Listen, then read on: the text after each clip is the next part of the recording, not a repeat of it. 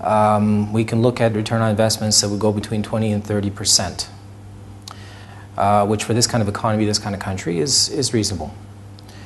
We ourselves are experiencing something close to that so far. Now, I believe that the market is still relatively young as well.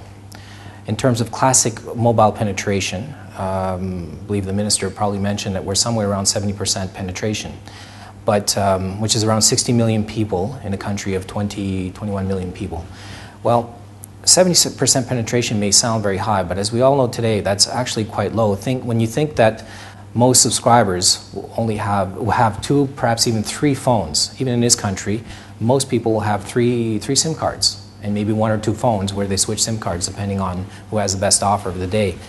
But so what that actually means is that the number of people that have mobile phones in Ivory Coast is probably closer to 30 or 40%.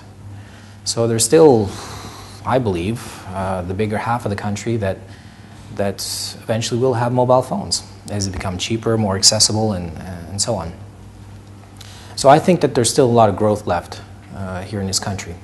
Even other African countries have penetration rates that are as high or higher than us and still growing.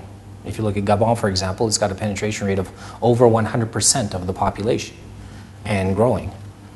Now here, what we are seeing as well is smartphones are really beginning to take off as well, and things like iPads and so on. Surprisingly, you would think that those are technologies only available to rich people in rich countries. No, in fact, they come here.